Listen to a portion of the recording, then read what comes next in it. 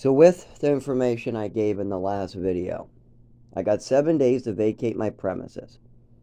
But my body's in horrible condition, thanks to 25 years of wicked bad stuff. And that's only the tip of the iceberg of the stuff I know. I have more physical problems that I don't know what to put words to, that are probably from my mother giving me womanly meds or something like that. I have no idea. Like, I cannot produce sperm. I have a weird voice. Even as childhood, I started developing very girly muscles that came out of nowhere. Just a lot of weird stuff is going on with my body for the last 25 years. Now, I've been asking for help, but then my mother moves me to Texas, and then I ask for help. And then my mother moves me to New Mexico. Then my mother moves me to Maine, and I ask for help. The only person I can ask for help is the person who's abusing me.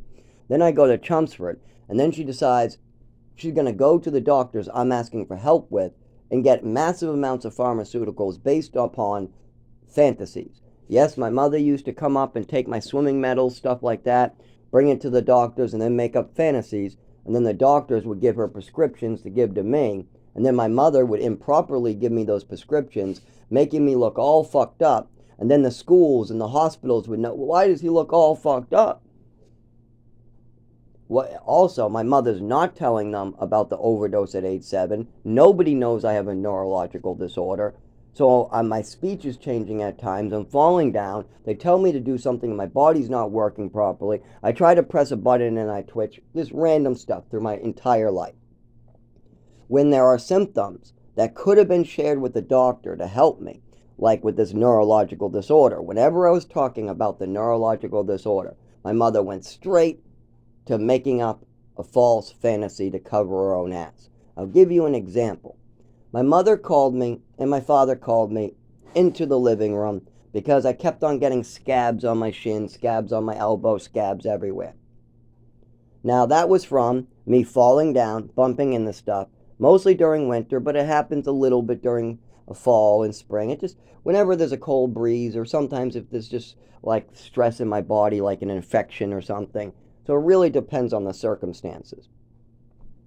So, what happened? My mother asked me why I'm like that. I told her, well, it's normal, I think. I fall down. I fell off my bike. I bump into stuff. I stub my toe sometimes. Isn't that normal stuff?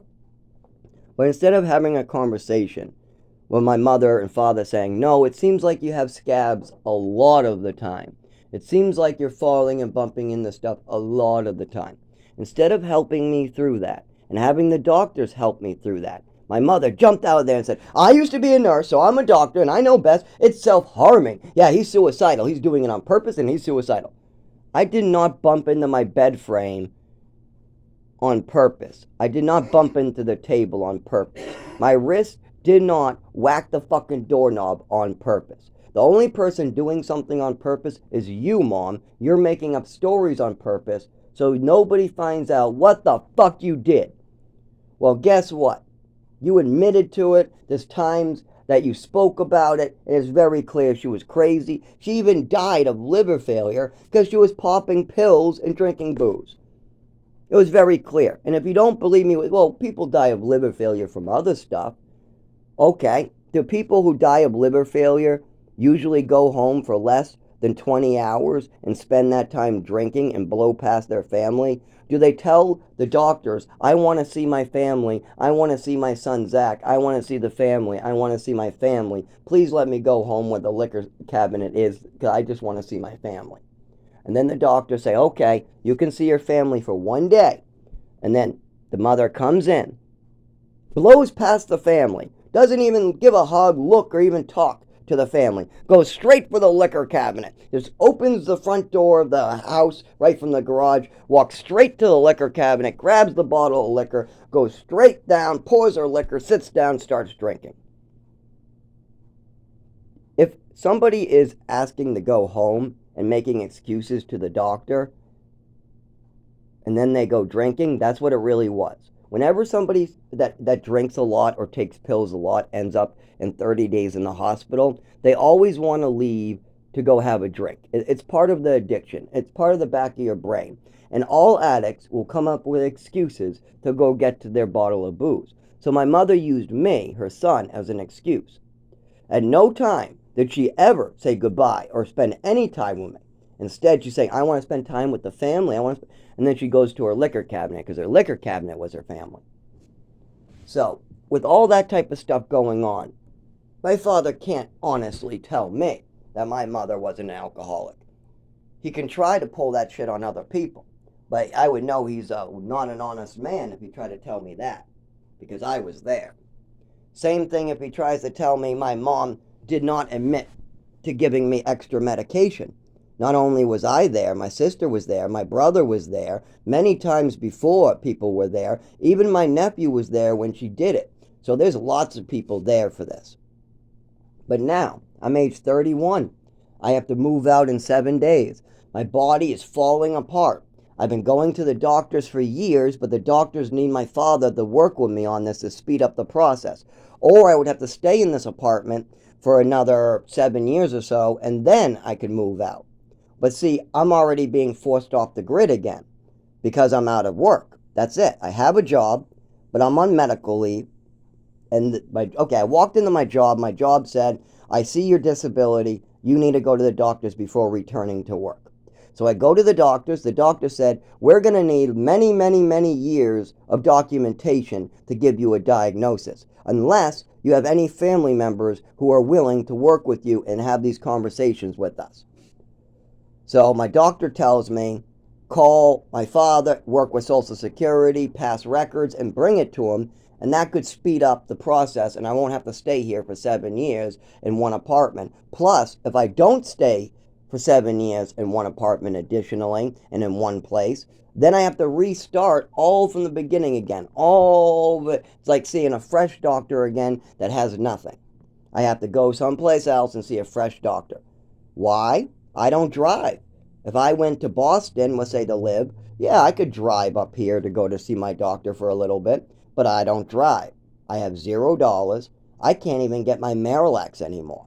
I'm going to be going out. Also, they're going to be taking away my epilepsy medication. Yes, there's no possible way I'll be able to continue taking my epilepsy medication. Now, why is this all going on? Because my father doesn't want to help take responsibility for his wife's actions. Instead, I'm helping cleaning up his mess for my whole and fucking entire life. I'm spending thousands of dollars cleaning up his mess. Now, he's helped me clean up some of my messes. Like, for instance, I needed rehab, and he paid for rehab and told me to pay him back. I sent him money back out of my tax returns. I also asked him to do stuff like that before. And yes, when it comes to putting blame on me and he gets to tell the whole family that I'm a shithead, he's first thing to join. But see, this doesn't have to happen. My addiction is a result of me wanting to walk and work. If I'm seizing in the morning and I'm supposed to go to work, I have a choice. I can not go to work, show up disabled, and then they never let me go back to work. Or I can take an Ativan, a shot of booze, go to work, and nobody sees it. Yes, Triliptal, Ativan, and alcohol all can make this non-apparent. People don't notice that I have a neurological disorder and seizures if I do that. But I've been sober since I moved to New Hampshire, and I have no plan to stop being sober. But yet, what am I going to do while I live out in the woods outside? Because if I go to a shelter, they're going to tell me the same thing. Go to a doctor and get information. Then the doctor's going to say, go to your parents if you want this to be a speedy process. If you don't have anybody working with you, it's going to take a long time and you're going to need to stay here for 10 years. And they don't give you 10 years. They just say this is going to be a long time. And then 7 years go by and you still have nothing. Yes, I've been up here for 7 years. 7 years. 6 to 7. Actually, I'm almost at 7. My roommate told me 8, so it threw me off 2 years ago. So I don't know why my roommate and people were saying 8. That was a fucking terrible number to confuse me with. Anyways, it's 6 years. I got here 2018. I signed a lease in 2019. So 2018 is when I actually got up here. But in all that time, first I had to get an ID. Then I had to get insurance. Then I had to get money. Then I had to get another job, and because I didn't have any doctors working on me, and my job figured out I was disabled. Then I found a doctor, but he told me he can't give me the paperwork, so I have to find another job after that seizure. Then I have another seizure and I have to find another job, and this keeps on repeating. Now, I could have just taken some alcohol or drugs on the way into work, and I would have still been working. But I don't do drugs anymore. I don't do any of that shit. But if I go down this road, I'm going to have a plan. So, I'm getting thrown out in 7 days to live in the woods. I just go right out to the woods. I have nowhere. I'm in the middle of the most frozen wilderness. And on top of this, any degrees down to 50 will make it so I can't walk or move, and I get stuck permanently. Also, if they send me to the emergency room because of that, then I leave the emergency room, get stuck. They send me back to the emergency room. I leave the emergency room, I get stuck. They send me back to the emergency room. I leave the emergency room, get stuck. That has happened before. Not that they properly report the cause of it. Instead, they just say, oh, he's returned a bunch of times. He says he's can't move, but he's moving fine now. And then they don't understand. The doctors are like, well, he's moving fine in the hospital, but then the ambulances are picking up down the street. He was fine 5 minutes ago, and I'm telling the doctors, well, it's warm in the hospital. 1 hour in the hospital, and the twitching will slow down. 1 hour out in the cold, and I'll start seizing. So you can see, I might look great to you in here, but you release me and I try to start walking. I have a fall, they find me unconscious bleeding, they bring me back. Then I wake up 3 hours later, you get me back, you release me, and then I'm walking and I have a fall and I get stuck on the side of the road and an ambulance takes me back. So the hospital knows nothing of what the fuck is going on. They need a relative to step in. They need some family members to say, his mother was nuts, his mother was doing stuff he wasn't supposed to, he's not making that stuff up. But nope, that's not going to happen. That is not going to happen. So in my next video, I'm going to go over my plans. We'll do a plan A, then we'll do a plan B, we'll do a plan C, and then we'll even get to a plan F, what is basically go to the store, buy a $300 working antique gun, go get the frickin' gunpowder, cut off a piece of cloth, put it in the eight-chamber barrel, get the gunpowder, actually put the gunpowder in, put the cloth in, then I'm just going to put the pellet in, what is a 44 Magnum antique revolver. So they're 44 millimeter pellets. Then I load it. I take some test fires to make sure the antique gun won't explode in my hand. Once when I have the test fires done, then I do a mission. I go down to Ogunquit, Maine, and I make sure to put myself in the prison because they have medical care, a bed, they got everything. So I go to Ogunquit, Maine, and I take this up with my goddamn landlord, and then I just rob a bank or something, and they put me in prison. If for some reason they don't catch me for the robbing of the bank, well, then I have money. But I really don't want to get away with it. I want to go to prison. This is plan F. Commit a crime that I feel like justified in, and then go to jail.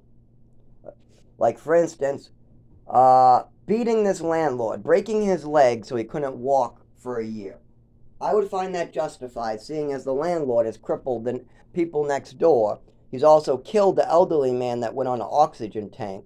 There's also people falling down the stairs and getting like little, what do you call them, boots on, inflatable boots, all because he won't put lights on. So I'd like to see how he likes to be disabled for a while because of somebody else's choices. Because that's the problem in life. Most people have no clue how it feels to be disabled or hurt because of somebody else's choices. Everybody knows how it is to get hurt from your own choices. You go off or jump with your bike and you get hurt and break your arm. Stuff like that. But how about somebody slipping you meds in your food?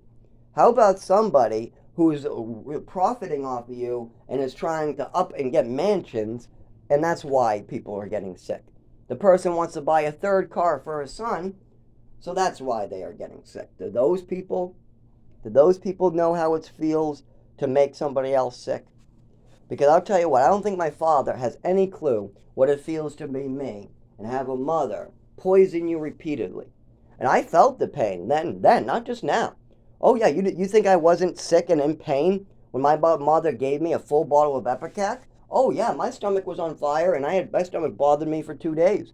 Still bothers me today, but I think that's all the stuff combined. So of course, yes, Absolutely. It fucks you up. And yes, it was very visible. Teachers, doctors tried to step in, but then I was moved.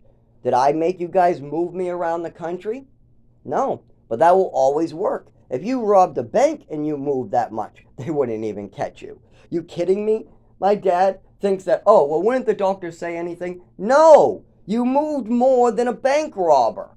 You moved me around more than somebody trying to hide a bank robbery. I mean, goddamn, I have more states before I'm the age of 11 years old than most people do. At the age of 8, I'm in Texas. By the age of 9, I'm in New Mexico. By the age of 10, I'm in Maine. By the age of 11, I'm in goddamn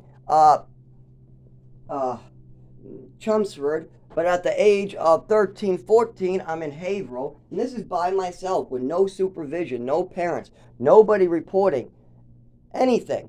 So my mother just buried my disability and then made up a bunch of fantasy illnesses. You think that didn't hurt, Dad?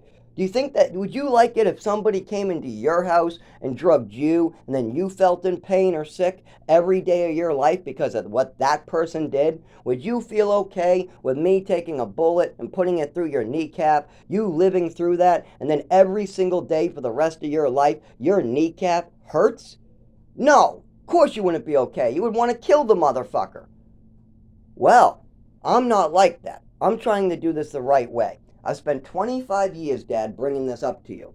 You were in the doctor's office at age 7, sitting right frickin' next to me, when I said Mom gave me meds, and I had a horrible reaction and described it. My mother decided to say she didn't remember the medications and changed the conversation. But before she did that, she did admit, oh yeah, there was an allergy attack. Yeah, it was really bad, but it's just an allergy attack, nothing to see here. I did not tell you to do that. That is not my responsibility to fix. Yet I have spent thousands of my own hours fixing it. I don't get a future because I have to fix your shit. I could have been age 19, working at some convenience store, practicing chemistry. I could have been living in an apartment helping elderly people. But instead, I have to fix this shit. And every single year, my neurological disorder gets me thrown out of work, and they tell me to come back to work when the doctors have some type of information for them. Well, that's easy to get if my father would work with me. But if not, I need an address and I need to stay put until I get proper paperwork. And if you keep moving me around, if I keep being forced to move around, then this is what's going to happen. But guess what? I can't live on $0, Dad. Maybe you can, but I fucking can't. I don't know how you expect anybody to do so.